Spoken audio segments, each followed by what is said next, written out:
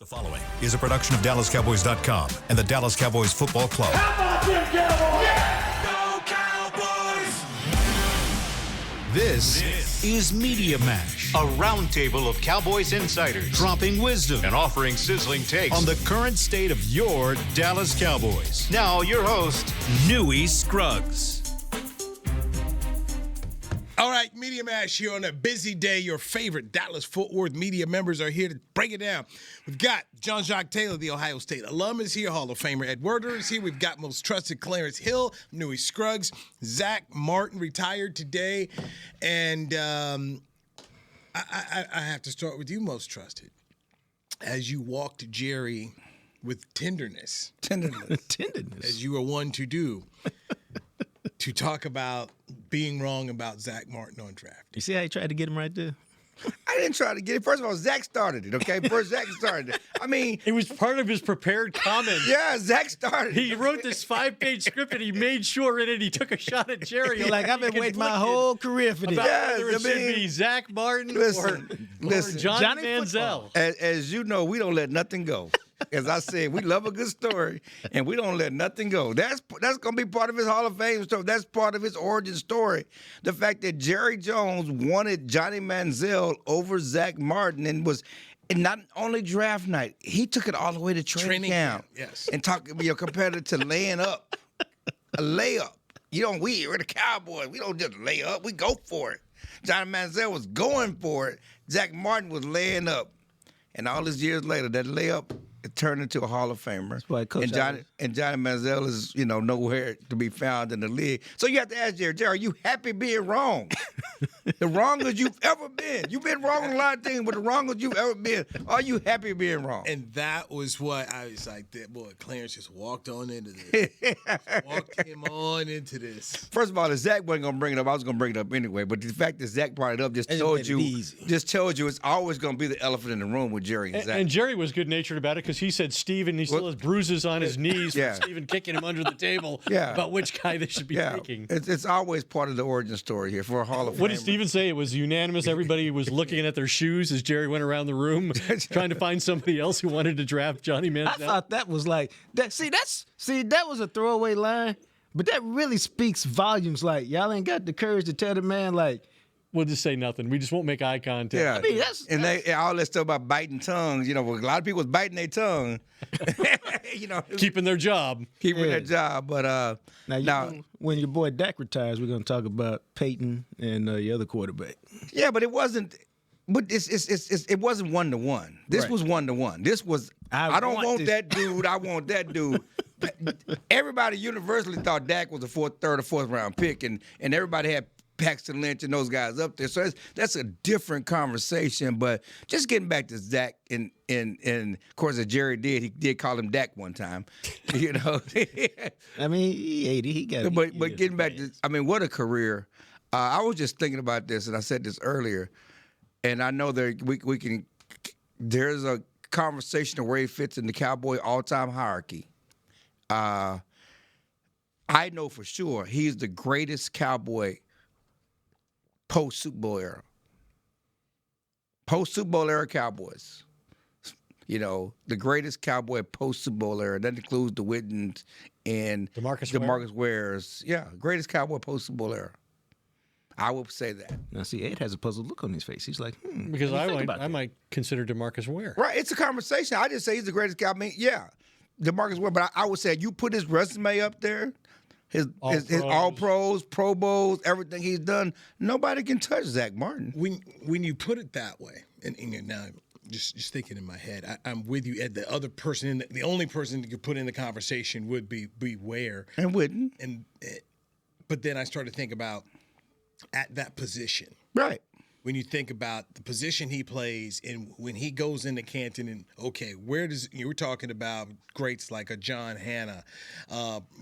There's a long list of guys. Then you just say, oh, it's all right. He's right there with them. So that's why I'm like, you know what? I agree with you. Randall McDaniel. Yeah. Larry Allen. Yeah. And, and we can have a conversation about Larry Allen, and I know they're going, well, he's just right there with people forget. And I listen, as I said, Zach Martin is the greatest post-Super Bowl era, and start the list, the greatest Cowboys, he's probably going to be in the top 10, okay, as far as what he's done in his career. He was not more athletic than Larry Allen. He was not bigger than Larry Allen. He was not stronger than Larry Allen. He didn't play left tackle in the Pro Bowl. He didn't make Pro Bowls. He wasn't the nickel tackle.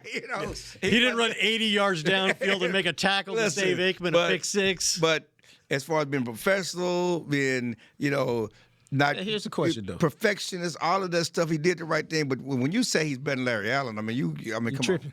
On. What's his moment? Like, we just rattled off 3 or 4 Larry Allen moments. What's his moment? And I'm not taking shots. I'm just saying. Because he plays interior line, so, Well, that's what's tough about it. Because, Witten had a moment running without the helmet. DeMarcus Ware had a moment when he came back from injury and had the sack against New Orleans. And everybody has their moments. Certainly Larry had his moment. It's tough to say because I don't know that he certainly battled the Rams tackle and Aaron Donald and those guys. I don't know if he had a singular moment, but his moment is his career, his consistency. It's like John Hannah. What's his moment in New England? Well, it was a great player. I mean, just Randall McDaniel. It was just you every day, doing your job, and your guy was clean. Just the consistency. So I don't know if you can have, because when you think of moment, that's your your highlight moment. Yeah, his moment was getting Tony Romo to come out and participate in his farewell. You saw everybody that came out from Tyrus Smith to Leo Collins to all the linemen he played with, Tyler Biadasz, Travis Frederick, everybody who's their former players, all the players from the current team. He was universally loved, respected. I didn't see Michael or CD there, but they may be. I didn't see Witten. Didn't see Witten, but he's coaching. Oh. Spring ball. Getting ready for spring ball. I'm not taking a shot at Witten. I didn't see Witten. I mean, he twice mentioned Witten as when he was talking about teammates, that he revered and learned the most from and was closest to. He twice mentioned Witten. Witten got a job. The rest of these guys ain't got no jobs. They got no jobs. Romo ain't got no job. Witten doesn't have the job we thought he might have. Right? No. Or he would have been here. Yeah, the whole coaching staff was here. Maybe that's why he's not here. And so dirty work. I thought it wasn't me. But I thought it was great that he named an incredible number of individual people who contributed to his success, and his parents were there, today, and just him talking about his parents, supporting him and driving him to practice, his mom washing his, youth uniform, just all that stuff. I think it's really touching when a player retires and hits all those, personal notes in a situation like that. Really, and he made it clear just how much the game meant to him, the high level at which he wanted to play, that he was motivated to do it for his teammates more than anything. And I just kind of wondered, the one question I wanted to ask but didn't get an opportunity was, he talked about how he came in and the team played a certain way. Yes, and they ran the ball. Yeah, they ran the football. They invested in the offensive line, and that made things easier for him. And now they're going back to that, or so it seems. Did that make it harder to walk away, knowing you're walking away from an opportunity to play football the way you think it can be played? And to that, and you guys feel free to chime in. His body, the body wouldn't let him do it. And then him having what some athletes won't do is to have the self-conversation. I can't come back and do it the way I need to for my standard. A lot of guys will kind of lie themselves a little bit. That requires a lot of self-awareness, and it requires acknowledgement to yourself that what's required to do the job. And now y'all will probably laugh, but, I had a conversation with this at the Dallas Morning News at one point, because I went in and I said, what's required to cover the beat, making all these calls, having all these conversations, I'm just about done. Y'all need to find me something else to do, because what's required, I'm either not willing to do it no more, or I don't want to do it no more because it takes so much time. And once you stop doing that, you start getting beat on a note here and a note there, and it's just a note. And next thing you know, Clarence got something on the front page that you ain't got because you haven't felt like making those phone calls, and Ned's not there to yell at you to make the call like he did when I was getting started. And so those are real, because you got to have that self-awareness that for me to do it at the level, it's too hard. I don't want to do it no more. And that's when it's time to move on. And that's what Zach had the ability to do And, maybe that injury gave him some time to reflect on that. Well, and I think injury was part of it. He talked about it. And one of his regrets was not being able to retire his way on the field, and not being hurt and having to sit out and being warm-up clothes on the last game. I know, talking to DeMarcus Lawrence, I know he talked about not wanting to end his career injured. Of course, you can't decide that, Right. We don't know when you'll get hurt, like we learned. But it's the worst way to go out. Yeah, it's the worst way to go out. Yeah, that's not how you want to do it. That's one reason why he go out on IR. There's one reason why he wants to come back. And I saw Zach at the Super Bowl, and I could tell he wasn't going to play him, but he just was trying to wait and get clarification. Certainly, he's still limping from the surgery, and he's not there. And he talked about what it takes to play at his level, and is really, really willing to do that at this point in his career. And that answer was no. I remember the game against the Texans, the Monday night game, which was his last, as it turned out. And I remember watching a big gain down the field and then looking back and seeing Zach down on one knee and the trainers coming out. And as it turned out, they were walking him off the field for the last time. And you wonder if even in that moment he knew that was probably it. And we know he talked about it last year. He talked, keep joking, because he said in the offseason, that this was probably his last year. He talked, as Bill Parcells said, when you're thinking about retirement, you're already retired. He's been actually thinking about it since last offseason. This might be his last year. And we all know when he held out 2 years ago. Thank you. You can get that money. Yeah, I need that golden parachute. When he held out 2 years ago, that this was probably going to be the last contract of his career. Jerry said that had some funny anecdote about that too, right? Yeah, and he said, I'm the best player in the NFL. I want to get paid that way. He was still thinking that 2 years ago. And it was interesting that he probably had his two worst seasons of his career. They claim they almost never talked to his agents, that he walked in and initiated things and told them how it was going to be and what it was going to take. His agent was Tom Condon, but I think it was probably about he was setting the parameters and then Condon go do the details. Or R.J. Gosner later.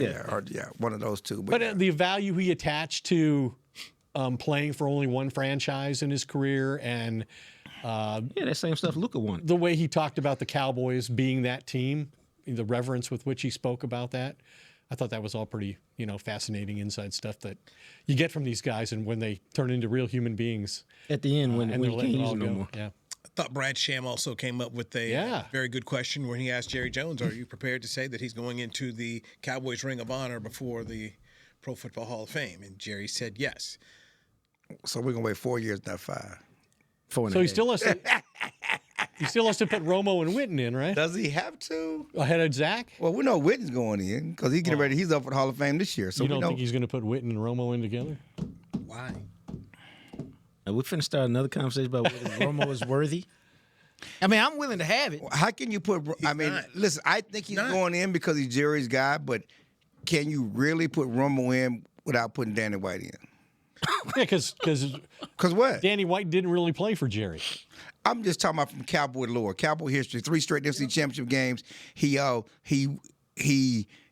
finished his career as a team all-time leading pass. I understand. Jerry's a one-man voting committee. Danny White did nothing for Jerry. That's why Romo meant a lot to Jerry. I can trump you on Danny White. Craig Morton. Okay, stop it. Stop it. Nothing to stop it. Stop. I'm sorry. Who took the Cowboys their first Super Bowl?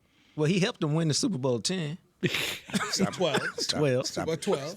Well, Stop I remember asking Craig Morton when he was in Denver, because I worked in Denver, and I said, "Craig, what do you remember most about that Super Bowl?" And he said, "The ceiling Yeah. in the Superdome," because he was on his back the whole day. Exactly. In that game, which is, it's interesting. He's in the, as you know, he's in the Broncos Ring of Honor. Yeah. He's there. Because he took him to the Super Bowl. He took the Cowboys to the Super Bowl. Stop it, man. But it was transformative in Denver.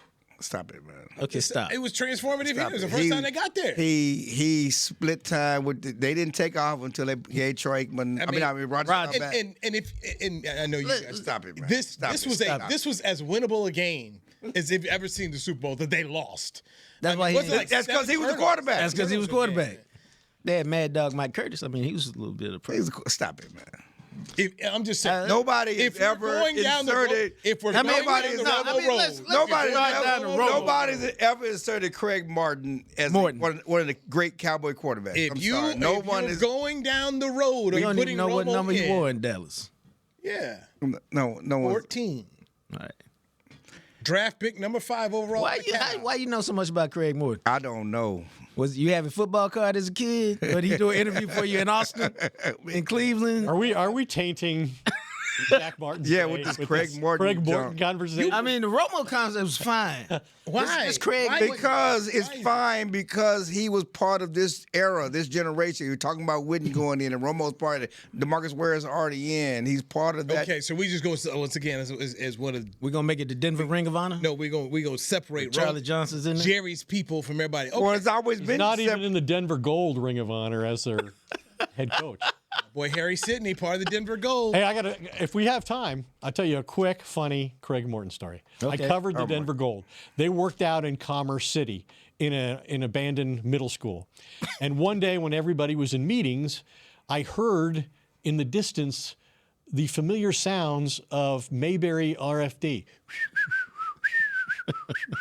So I follow it back, and it takes me a few minutes. And when I finally arrive, I see in the players' lounge, when everybody else is in meetings, Craig Morton is laying on the couch watching Andy Griffith reruns. That's why he's not in the Ring of Honor. You know, I was gonna say that. That's why the hell he ain't in the Ring of Honor. Instead of preparation, But I did love Craig Morton. He was a good he up there watching Opie and Aunt B. Shock Taylor, Barney. Ed Werder. He No, is Clarence Hill. one Otis the bullet. Town Newy Drunk. Scruggs. This is the Media Mash, sponsored by nobody. Sounds like Right here Craig on Morton, Dallas one of your Cowboys. clients. Where else? What other podcast talks about Otis the Drunk? We know we You know? we know you got clients that you pump. You know, Craig Morton, one of them clients. No. How do you tell the world about all the great gifts in the Yeti store? Let her rip, Troy. All right, folks, let's get started with the Yeti French Press. Enjoy coffee that stays hot for hours in a French press. 34 ounce for you, 6'4" for the cruise. The Yeti French Press. Up next, waterproof bags. Bags waterproof. Submersible waterproof doubles. Waterproof bags. World's mostly water, so get a waterproof Yeti bag. Do I smell something cooking? Oh, new cast iron skillets made to be passed down like Mama's recipes. Take your steak, cornbread, cobbers, pot pie, and potatoes, and next level with 3 sizes of Yeti cast iron skillets. Gear, gifts, and product experts. Visit the Yeti store on McKinney Street and at South Lake Town Square today. How's Wingstop sound? Crispy, juicy classic wings, sauced and tossed in those 11 soul-satisfying flavors. Paired with hand-cut seasoned fries, house-made honey mustard, blue cheese, or signature Wingstop ranch. I think you've heard enough. Get your flavor delivered at wingstop.com. This is Nate Newton from Hanging with the Boys, and Wingstop is here to bring the flavor to game day as the official wings of the Dallas Cowboys. Order now by downloading the Wingstop app or ordering online at wingstop.com. Hey, Cowboys fans, a 2024 football season is here, and SeatGeek is here to help you experience all the action. SeatGeek makes it easy to find tickets so you can be a part of all the touchdown celebrations this season. Whether you're buying or selling tickets to Cowboys football games or to any other live event, SeatGeek is the place to do it. SeatGeek is the official primary ticketing partner of the Dallas Cowboys. The most disruptive idea in ticketing? A ticket that works. Expect the expected. SeatGeek. How about them Cowboys? Or how about them Tyson Cowboys Nuggets? As we cheer for the stars on the field, we love that we've also got some stars on our plate, thanks to Tyson brand star-shaped Cowboys Nuggets. They sure make game day special, and for every purchase of the new Tyson Cowboys Nuggets this holiday season, Tyson Foods will donate $1 to the Salvation Army up to $100,000. As you enjoy your stars on and off the plate, remember, tailgates and game day have always been Tyson. Back to Media Mash. Media Mash right here from the start in Frisco, where earlier today Zach Martin held his press conference. Number 70 retired with the Dallas Cowboys, and owner Jerry Jones saying that he will put Zach into the Cowboys Ring of Honor. Zach is on a 5-year trek to go to the Pro Football Hall of Fame. When you talk about first ballot guys, he should be a first ballot guy when you look at everything he's accomplished in his career. We were talking about this with our man, Clarence Hill. Most trusted. Yes, most trusted. All City Dallas. Well, he didn't respond when you said his name, but his eyes light up when you say most trusted. Most trusted. Still waiting on that link. What's the question? To get the $41 discount on your website. What's the question? What's the link? What's the free? Ed Werder. Okay. Pro Football Hall of Fame writer, WFAA, the author, the former Cowboy beat writer, the Ohio State national champion and alum. He is Jean-Jacques Taylor. I'm Newy Scruggs. There you go. Okay.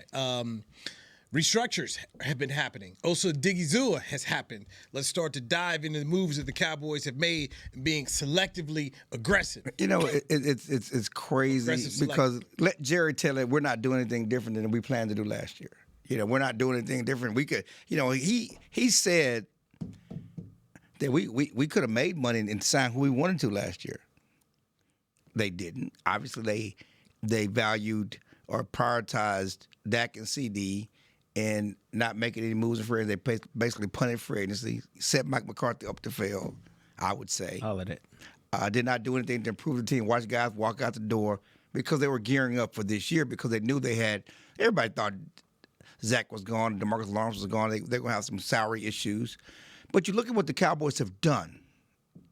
You know, they are moving differently, okay? Getting Osa done early. Started talking to him last week, getting it done. Basically was trying to get it done at the Combine and got it done, you know, a couple of days after the Combine. You know, creating this cap room with Dak and CD, already starting talks with Micah. You know, while Jerry says we have no voice to fill and we're not, you know, aggressively in free agency, we don't have any holes, basically what he's saying is that we need to go in. But he wasn't dumb enough to say they're as good as the Eagles. Yeah, he wasn't dumb enough to say that. Well, something is afoot. Something is amiss. I mean, it's what his words say, you know, we're not. They don't meet his actions. No, because it looks like the Cowboys are gearing up for something. They're not gearing up, creating all this money to sign Jordan Lewis. They're not creating all this room to sign Kevontae Turpin. Who do you think it's for? Myles Garrett? I don't know, but I'm just asking. I mean, they're creating this room for something. DK Metcalf became available today. He wants a new contract. Max Crosby just signed, which means Micah money just went up a little. It was going to be what it's going to be because he got 35 and a half. I mean, Michael was going to get right, in but that the ballpark. Highest paid edge rusher was 34. Right. And he's, you know, it went up just a little bit. It was supposed to go up. It was 2 years ago. So let's dive a little bit in here more. So for some listeners who don't understand. So CeeDee Lamb's contract restructured. Dak Prescott contract restructured. Also, Odigizua not being franchised and signing a deal, which means because if you franchise him, then that money is locked in. $25 million against the cap versus $6.25 million. There you go. So, where for the listener out there, what does it mean, and then what's it laying up for? What is it laying? Well, what it means is Matt Eberflus takes over as a defensive coordinator, and he's got a guy he really trusts and should expect a lot out of as his 3-technique player, which is the most important player, arguably the most important player in his defense. Historically, Micah Parsons might change that. Right. But that's an important get. There are a lot of good defensive tackles in this draft, but if you lose him and then you draft a guy at 12, then all you've done is replace the guy you just lost. Right. So if you're, as we've said before, if you're going to be a draft and develop team and a guy proves to justify your investment of a third-round pick, as Osa has done, then you got to get the second contract out of him. And they did, and I think they got a very favorable second contract out of him. Like, I talked to people in the league who think this is one of the worst player contracts that has ever been done for a guy who had an opportunity in a market that's not very attractive because there aren't a lot of great players in it. And he's a young defensive tackle, pass rusher. Like, he could have made way more if he would have gone to the market.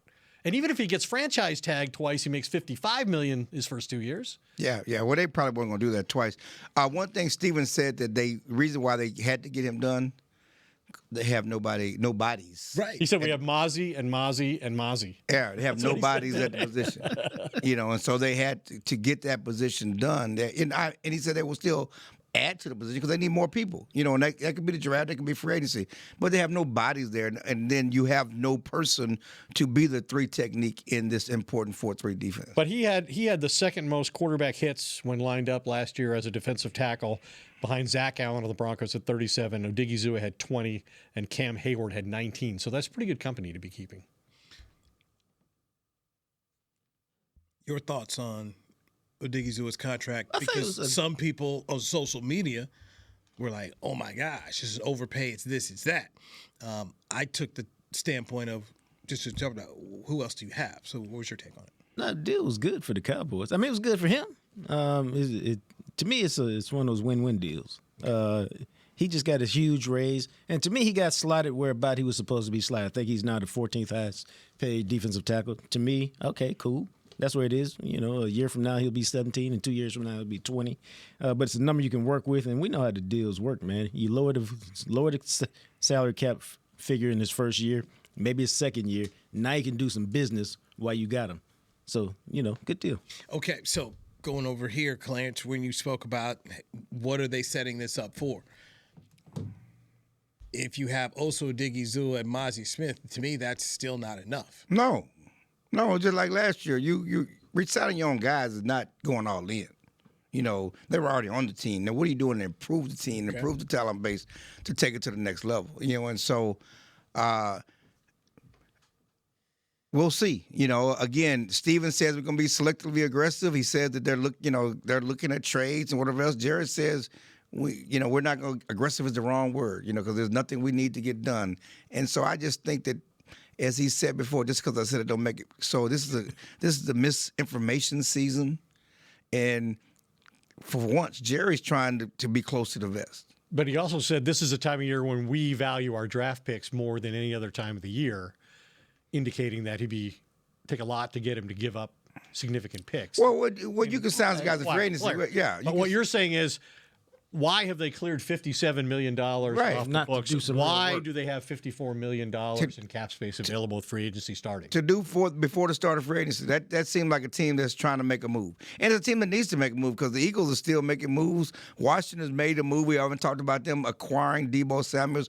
What do you think? He's Deebo a couple of years ago or not? He still improves that football team. These are all teams that are ahead of the Cowboys, certainly finished the NFC Championship game in the division. Cowboys playing catch up here. Yeah, Zach Bond re-signs with Philadelphia, and they paid the running back after Saquon Barkley. In 24 hours, they re-signed the two veteran free agents they signed at this time last year, who became all pros. Yeah, and they're gonna let Darius Slay leave. Well, they could bring him back on a cheaper deal too. Okay. But they replaced him essentially in the draft last year with the two rookies. But they do the same thing. You give Barkley a big raise, but you do what? You lower salary cap figures so you can still go about doing the business that you want to do. How about this? With Barkley and Bond, last year's Eagles team, the only Super Bowl team since 1970 with two veteran additions who earned first-team All-Pro honors. That's how good they were, how much they improved their team last year, and what a historic couple of moves it was. But the Eagles spent an NFL record $275 million in guaranteed money in free agency last year. Right, and they had some misses.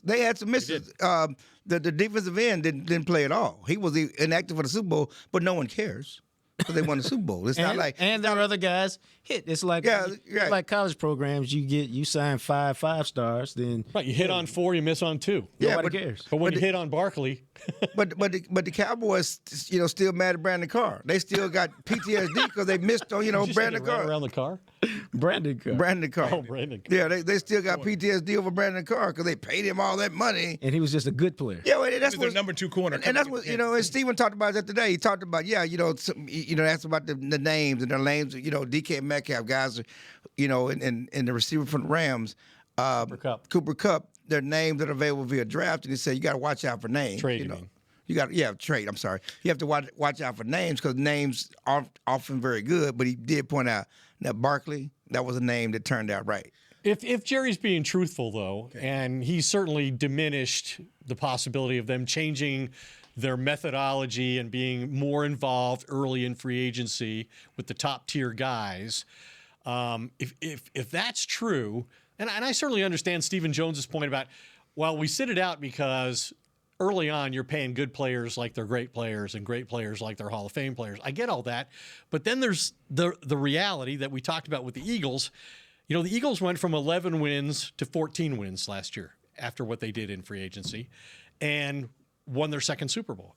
Well, the top free agent spending team has improved their win total 9 straight years. So to say that you can't win going into free agency and being aggressive and spending a lot of money and getting top-tier players isn't true. And what you said there is top-tier players and also just putting guys who fit your scheme. I mean, Philadelphia plugged in 2 guys between Barkley and Bond. They just fit their scheme. And Bond wasn't even supposed to be that, right? They just brought him in as kind of a special teams player. Right. And, I mean, he signed for like $3.5 million. And now he's getting $17 million a year. That's how he and that's how you reward your guys because, they obviously Bond signed a 1-year deal, but they had Barkley was not on a 1-year deal. He was a 3-year deal. He had a 3-year deal. They basically tore it up and gave him a new. That's rewarding your guys. Well, and creates all that feel good in the locker room. And doing it right before free agency. Yeah. Doesn't that send a message around the league that this is a place you want to be? Like, we not only won the Super Bowl, but look how we treat our players. Yeah. Look how we reward our guys. But as Parcells said, Jerry can talk the cat off the top of a fish truck. With that, we go to break. I was going to say. There's no response. I'm still taking that in. Yeah, that's pretty good. I love Parcells Parcells said. There's nothing like a Parcellsism. Yes. Clarence has something he wants to talk about next. We're going to do that because it's important because Clarence brought it up. Clarence says so. That's why he's most trusted. He's got a point he wants to bring it home next right here on the Media Match, sponsored by no one. Had to wait all this time for it. DallasCowboys.com. Star Sports Tours is the only official fan travel partner of the Dallas Cowboys, offering exclusive game weekend travel packages with pre-game sideline access and photo ops with current players, cheerleaders, and Cowboy legends. You want to stay at a team hotel, attend the best tailgate party in Texas, tour the Star, and talk X's and O's with me, Everson Walls? With Star Sports Tours, you can. Visit cowboystravel.com to book your travel package today. Hey Cowboy fans, I'm Dak Prescott, quarterback of the Dallas Cowboys. But lately, I've been learning a new game, crypto. Sound confusing? Don't worry, even us pros were rookies in crypto once. That's why I trust blockchain.com. They make crypto easy. No confusing jargon, just the tools to help you win. Prescott keeps it, slides with a first down. Invest like your icons, where everyone is a rookie in crypto with blockchain.com. Perfect throw, my goodness. Wow, did he ever thread the needle? Visit blockchain.com/Cowboys to get started. Star Sports Tours is the only official fan travel partner of the Dallas Cowboys, offering exclusive game weekend travel packages with pre-game sideline access and photo ops with current players, cheerleaders, and Cowboy legends. You want to stay at a team hotel, attend the best tailgate party in Texas, tour the Star, and talk X's and O's with me, Everson Walls? With Star Sports Tours, you can. Visit cowboystravel.com to book your travel package today. Cowboys football and Miller Lite. What a pairing. Can cracks at kickoff. Tailgates going way past postgame. Sunday night overtimes followed by Monday morning swagger. Brisket in the smoker. Miller Lite in the cooler. America's team playing America's greatest sport. Miller Lite, the only beer of the Dallas Cowboys. Dallas Cowboys football tastes like Miller time. Celebrate responsibly. 2023 Miller Brewing Company, Fort Worth, Texas.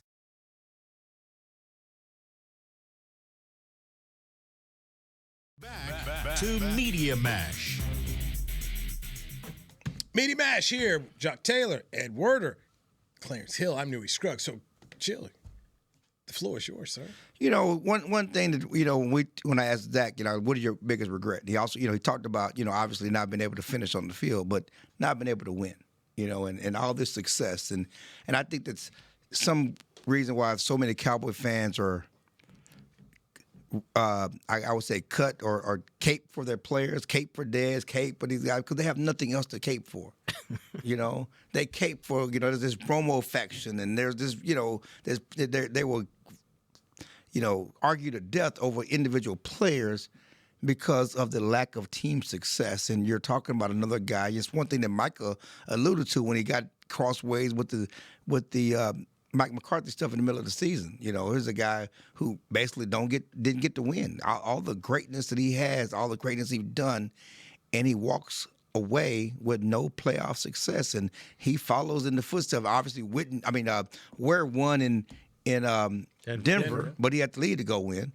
But you got the Rumos, you got the Witten, you got the Dez Bryants, and now, you know, you got Zach Martin, again, who I said earlier is probably the greatest post-Super Bowl ever Cowboy, who has no playoff success to speak of. Well, Martin, Zach said that at the end of his press conference today when he said to Jerry his biggest regret is not being able to stand here and hoist the Lombardi Trophy with you. But isn't that just, can't you argue that that's just one more all-pro player that Jerry and the front office failed or the coaching staff failed? I mean, or, you know, just got to lead to win. He mentioned Anthony Hitchens. Hitch ended up going to Kansas City. He got his ring. So, but I mean, he's not of that ilk. I mean, we're talking about guys who are special. I mean, come on, let's not. This is another Craig Morton. He throwing Craig Morton in this conversation again. What's up, man? Come on, man. How you gonna put Anthony Hitchens in this conversation? Well, here's the question, sir. Don't the players bear some responsibility for not being able to win? Ultimately, it's all on them. I mean, but it's only the quarterbacks to bear it. It's Dak or it's Romo, and they can't win. It's all of them. But they never win. They don't get the guff that the quarterbacks get. I mean, but it's to me because they've had teams, and we've discussed it. They've had teams capable of winning. Not just teams; they've had opportunities set up for them, right? I mean, and they've been the number one and- seed. by different coaches. And Zach, Wade Phillips, you and had Zach Jason said Garrett, that those three McCarthy. 25 seasons was the best football he's played since he's been with the best teams he's been on since he's been with the Cowboys. And he was on 2014 team. 2016. Oh, No, you're talking about Zach. Yeah, I'm talking about Zach. Yeah. Zach said today that the 25 under Mike McCarthy, those were the best teams he's been on. You know, so I always think that the players bear the ultimate failure. I mean, coaches can help, but ultimately you got to get out there and play. Yeah, the coach can give you great pep talk, whatever, man. Get out there and ball. Yeah, but you got to have it. You just like DeMarcus Ware. DeMarcus Ware didn't change when he went to Denver. You know, he went to a situation. You know, he had better players around him that allow different you scheme. Yeah, just like Anthony Hitchens. You know, he went to Kansas City. Wade was what's Wade? They're like Marcus went to Denver and they're won. like Anthony Hitchens went to Kansas City and got Patrick Mahomes. Yeah, Von it was Miller all on about the Anthony side. Hitchens. What did he do to you, man? He didn't do nothing to me. What did Hitch do to you? And we're talking about great legacy players, right? bring up Hey, an Iowa are we linebacker. talking about legacy players? Some of us are. But next, we're going to talk about Jesse Holly. Wait, sir. You need to stop it. My team is Why do you do this? We're going to talk about Dez and Jesse Holly. I mean, why you, sir? No. I mean, Jesse already called you out for you. But you making him feel small that time. Man. What are you talking about? You called him Mr. Fourth and Gone. That was just a Twitter line. He forgot about it. He sat up there at this NABJ meeting about how Clarence cut him up and gets his friends laughed at him and Mr. Fourth and Gone. Well, I mean, fourth and long. That was a play on words. That brother was still carrying that last August. It was a play on words. You probably just slipped up. Play on words. No, he didn't. It was dirty words. It was intense. It was dirty words. It was play on words. But anyway, so I mean, yeah, you got all these guys, and so when is it going to end? That's one thing Micah talked about. When is it going to end? When is it going to end? These guys come and have great career with the Cowboys, but no team success. When is that going to end? That's a great question because they ain't going to end no time soon. So you have no hope. Well, the same guy said that. Micah Parsons, at the end of the season, said we're in for a couple of difficult years, right? He said that at the end of the season. I thought he said that stops now. I thought he said, I just remember him saying when someone talked about this point I'm making about Zach, he said that stops now. After the last regular season game when they didn't make the playoffs and finished 7-10, he said, we're in for a couple of difficult years. And he didn't even know that the Eagles were going to go win the Super Bowl in Washington. More recently, Washington's going to be in the NFC Championship game with them. More recently, he said that stops now, and he. I think he was being more honest though at the end of the year. Just like when offseason. Just like when Dak said we something suck. He's campaigning he's campaigning for a new contract once the offseason starts. In the moments after a devastating loss, that's when you get the I haven't seen anything from the best players on this team that show that they can meet the moment, embrace it, and succeed at that particular moment. If you compare it to the only thing we compare to, the best Cowboys teams we've seen, all of their stars were like, oh, it's the moment, let's go. Their role players were like, oh, it's the moment, let's go. But they had a coach that said put it in 6 headlines. I mean, they also had a coach that set the tone. I mean, that taught them how to win. That's what we always get back to, system. McCarthy always talked about, hey, we're going there, we're going to win. Yeah, we're going to go there, we're going to win. But when they played San Francisco here, he said we were nervous. He said they were nervous in the locker room. I mean, so he didn't set the.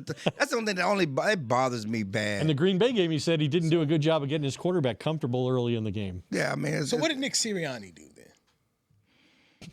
Let his players play. He got out the way. Well, you know, he Jalen came in. Hurts He was the play caller for a couple of years. He got out the way. But, you know, Jalen Hurts is a guy who, you say what you will to about him, in big games, he plays well. You know? Except in Alabama. So it's not true. Against Clemson, he left the field. He had the lead. Deshaun Watson went down there and won the game. Okay, I'm talking about the Georgia game. I mean, you know. I had to bench it. Did you just say they should get to Deshaun Watson if they want to meet them? When at the bench it. If we were talking college football. That's worse than your Anthony Hitchens. College football. Well, you guys are dirty. You guys are dirty. How about Craig Morton? Gordon Minshew's available now. You want Gardner up in here? Who else you got? You got beside Craig Morton and Anthony Hitchens. Trey Lance. I got Trey Lance. Were you surprised to hear Jerry basically say, "Well, we're a team that doesn't really have a lot of great areas of weakness"? That's what struck me. He said we don't have any voids, no needs. There's no must-haves. And I'm like, what are you talking? But right? Stephen Jones 2 seconds later said, "The reason we signed Anthony Hitchens because we got nobody at defensive tackle." So that's why you got to take some time. Huh? Did he sign Anthony Hitchens as defensive tackle? You got Hitchens on your mind. I'm sorry, Osa. My bad. Yeah, you got Hitchens on my mind. But Stephen Jones said the reason why we signed Osa and got him done because we have no bodies at the position. Yeah, well, you know, so to sit up here and say you have no voids, and Jerry tried to say, "But once between our guys in the draft, we're going to fill." You don't want to have to go into the draft to fill voids, and that's the mistake. I just don't think that they're really going to go in the draft looking to fill voids. At least that's not what you want. In the past when the Cowboys been success, they filled needs in the draft. So draft day they can draft pure. They can draft the best player available That's and not when they're at the best. Yeah, irrespective to a need. So Devontae Adams is going to be released by the Jets. So Jets are done with Devontae Adams. And so that's also been out there on social media. Should the Cowboys go get him? Brandon Cooks isn't coming back here, finding a number 2 for CeeDee Lamb. Ed, thoughts?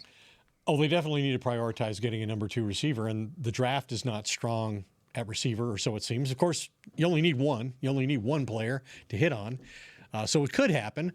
But to illustrate how desperate they are at that position, like CeeDee Lamb didn't even finish the season, and he was the only receiver who had a 100-yard game last year.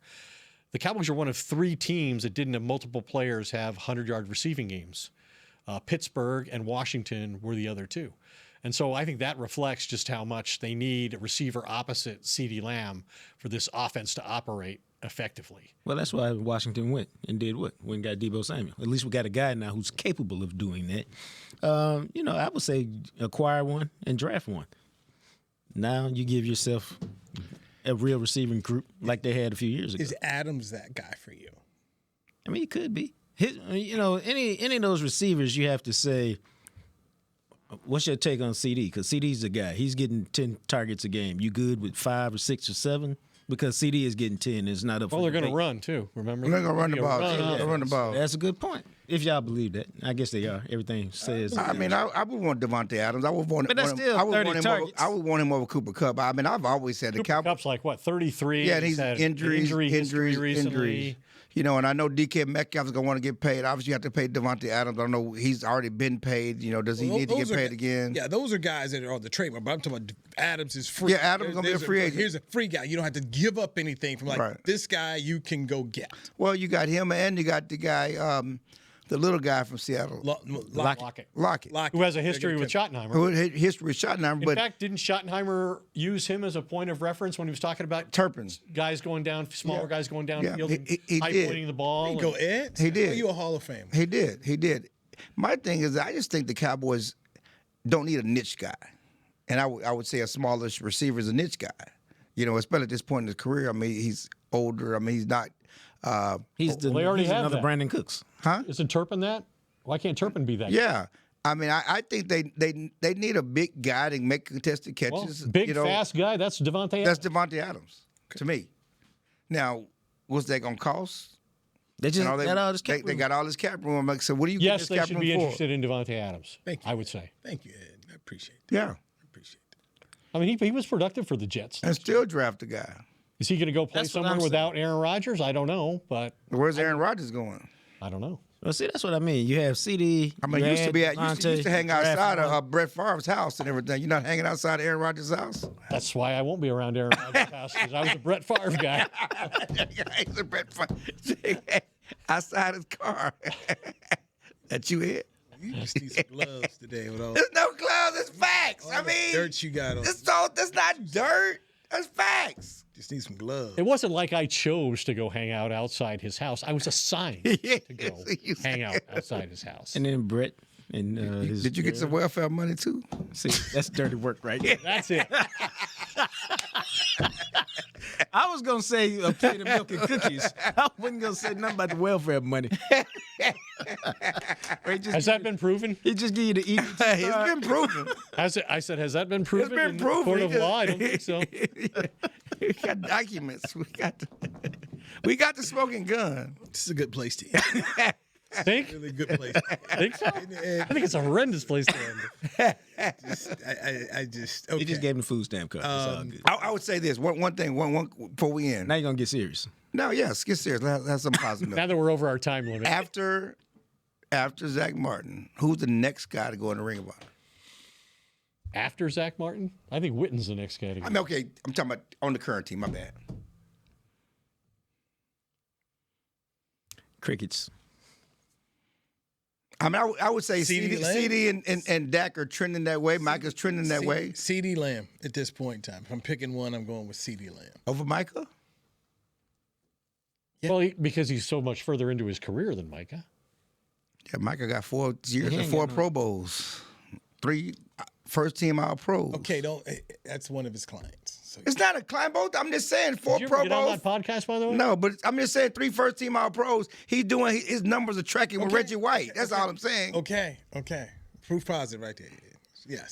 His number not tracking with Reggie White? Hey. I'm just saying that CD's career is probably going to be over earlier, and he's going to accomplish a lot, and so he might go. And Jerry also said last year he was putting Micah in. None of them got no rings. At the Witten press conference. Oh, Micah's going in. Okay. His guy Mike. You sure Zeke ain't going in? Your guy Micah. We got that. Pretty sure Zeke's not going in now. He's not going in. Yeah.